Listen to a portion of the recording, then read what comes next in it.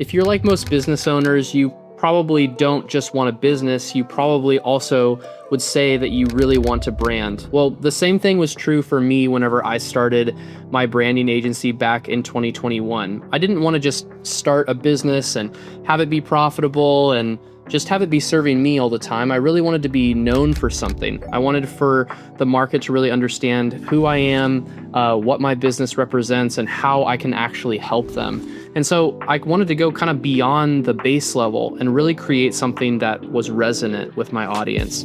That to me is what the word brand really represents. The problem is that most agencies and most businesses really struggle with that. I would say agencies might actually be the biggest offenders of all. As we preach this big gospel of branding and marketing all the time, but we don't do the best job of it ourselves. In fact, we're probably some of the worst offenders. For most businesses, if you've been through the exercise of actually having to clarify your message or develop a brand identity or actually figure out how do you implement branding into a marketing strategy, you know that that's really, really difficult to do. So today I'm going to just casually walk you through some random thoughts that I have and a system that I've kind of tried to follow that actually make your business not just a business anymore, but instead really transition it to a brand. Here's the first step. I would really focus on finding your superpower. That's what I call kind of the secret sauce, the thing that you as the founder are really known for. For me, that was always, and always, it really always has been, Sean, you're the brand guy. You're the guy who can really help me clarify my message. You're the guy who can actually help me say, hey, this is what makes me different, and this is how we're gonna actually make sure that the market understands you as that. And so if I wouldn't have understood that really early on in my journey, it would have been really hard for me to create a brand that was really known for something. I would say even it took me a couple of months, maybe even a year of starting my business to really actually get to a place to where I actually knew what my superpower was. The way that I really got there is I sought out feedback. I asked people all the time. I said, who do you know me to be? What do you remember me for? And that was really helpful for me to be able to say, okay, this person says this person says that. Here's the common denominator between all those things. That must be my superpower. And then really I hitched my wagon to that. I said, okay, the word that I want to own for my business is the word brand. And so, of course, that has been my superpower for a long time. And that's the thing that I've really, attached my business to over a long period of time that has really served us well. The second thing that I would do is I would write down your vision. A lot of people that come and work with us here at Mallard, they use something called EOS, or the Entrepreneurial Operating System. If you've read the book Traction, you'll be familiar with that. But there's a lot of different frameworks out there that have to do with really documenting your vision and then broadcasting that to your team. For me, what I did is I simply put together what I called my vision book. And that identified not just the financial targets for my business, not just my product, not just where we were headed in the future, not just our mission statement, but it really casts a holistic vision for my team of exactly what I was trying to accomplish by accepting this crazy endeavor of running a business. If you're a founder, you know what I'm talking about. The problem for a lot of founders and business owners is that they don't necessarily do the best job of actually telling their teams, this is what I'm actually headed towards, and here is how I plan to get us there. They may do a really good job at communicating one piece of that, but they sometimes don't communicate all of it. And if they do communicate all of it, sometimes that can be a little overwhelming for the team. And so my encouragement would be to really just think about how are you broadcasting your vision to your team in a clear and systematic fashion such that somebody can actually grab hold of it and they can actually understand, okay, this is what we're after, and this is the brand that we're trying to build. The third thing, I would really just understand the relationship between you and the brand itself. Honestly, it's a little bit of a symbiotic relationship. And early on for me, that was a little bit difficult for me to honestly just comprehend and accept. I didn't necessarily want for my entire identity to be tied up in Mallard. I wanted my identity to be Sean, and then Mallard was a separate thing. What I realized is that in order for me to actually have the impact that I wanted, in order for me to have the brand that I wanted, I had to make sure that I was okay with the fact that myself, and Mallard, that those two brands are pretty interconnected. I would say that I spent a lot of resources, both time and money, investing in myself such that I could understand, okay, who am I?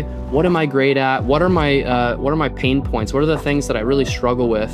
And why am I even doing what I'm doing? And until I invested in myself, I would say that I was holding my brand back. Luckily, I did that pretty early on in the process. But if you want to build a really great brand, you're going to have to actually build a really great personal brand along the way, especially if you're just starting up a business.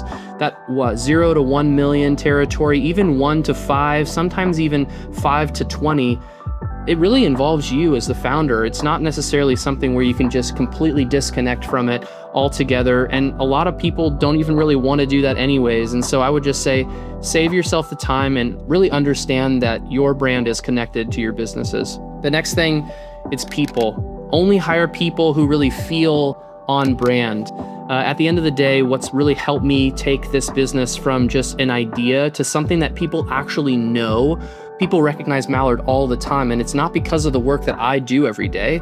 It's because of the work that my team does, my designer and my producer and my brand strategist and my cinematographer. These people are the ones who are the actual boots on the ground. They're the ones who are carrying out the vision for the brand. They are as much a part of the brand as you are, really. I think it's really important for you to find those people, for you to invest in those people.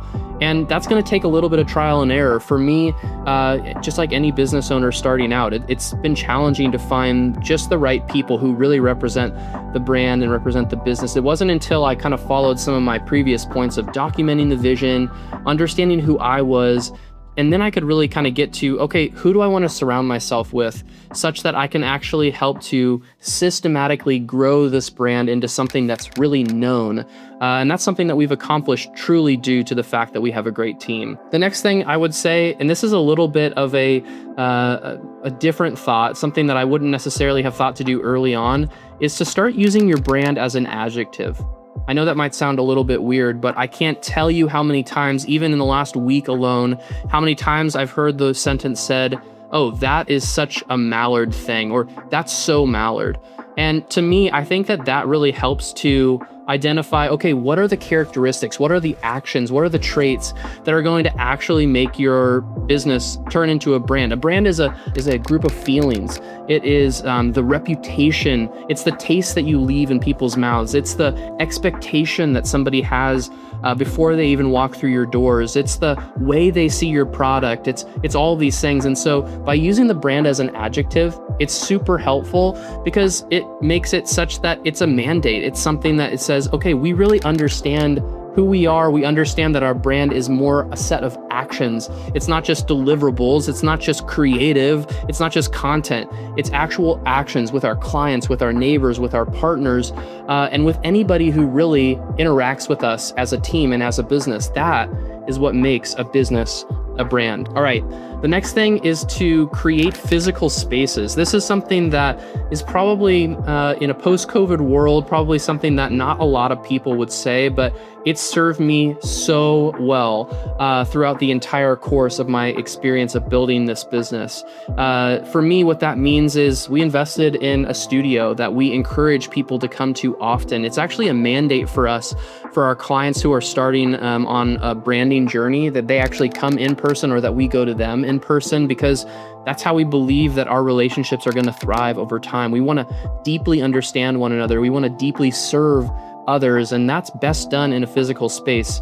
Other ways that that manifests is that we've invested a ton in printing swag, whether that be hats or shirts or journals or candles. We even hand out little rubber duckies to kids who come and visit our office. And the truth of the matter is, all of that is an investment in brand. I've spent tens of thousands, maybe hundreds of thousands of dollars at this point on physical, tangible items, not including our studio, but just on swag alone. I really believe that at the end of the day, you have to take your brand seriously. And if you're running a business that is anywhere from $1 million to $50 million in revenue, you need to start treating it like that enterprise brand that you really respect. And what do those people do? Well, they understand the value of creating affinity with audiences. And that's really done in a lot of physical environments as well as digital environments. The next thing is to invest in the intangibles.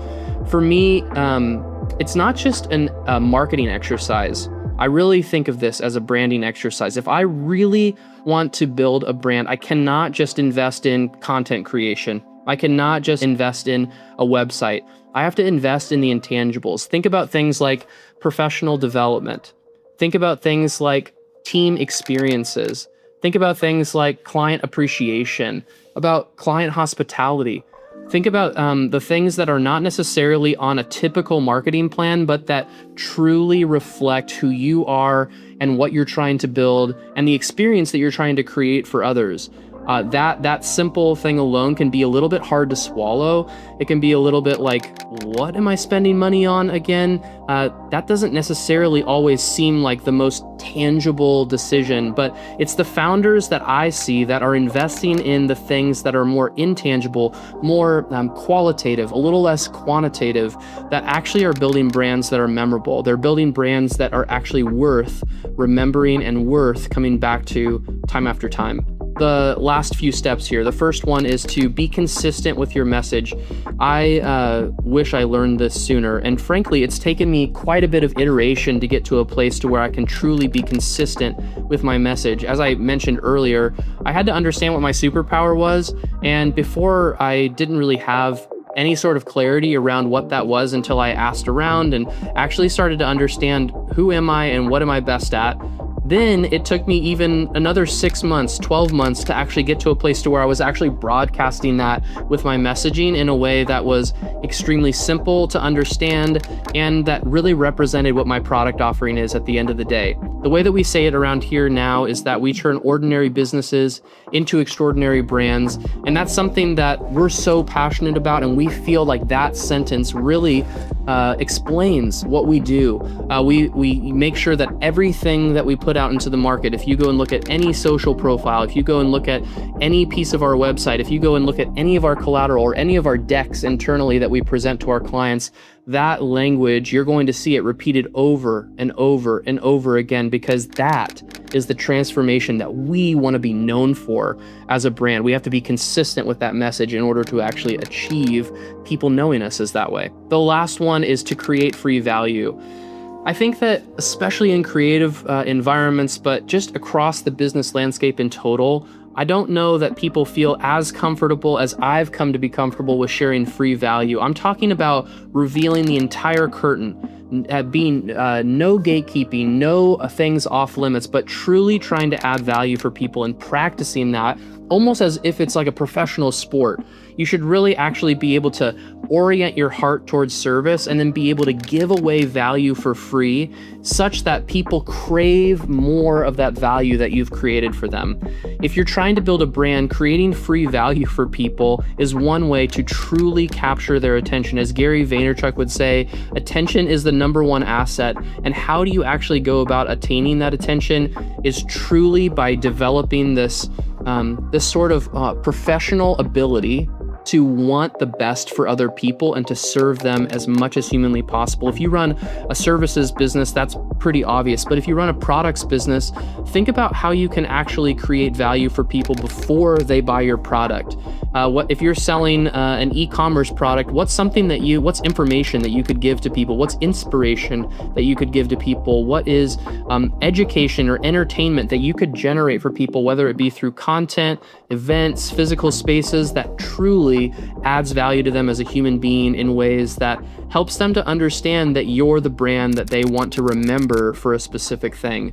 I would encourage you to take that step. In closing, I hope that this breakdown of how I've built my 7-figure business in the creative space, kind of taking the idea of making sure that I, as an agency, take my marketing seriously and actually build a brand that lasts and build a brand that's known and help make sure that it really matters for our success. I hope that this has been helpful. If you're interested in achieving the exact same thing for your business, whether you're a creative firm or not, I would encourage for you to visit our website. It's just mallardagency.com and find out more about what our flight plan actually looks like. If that's the first time that you've heard me mention the flight plan, it's our 5-step framework that really helps people build an unforgettable brand, one that takes your ordinary business and transitions it into that extraordinary brand.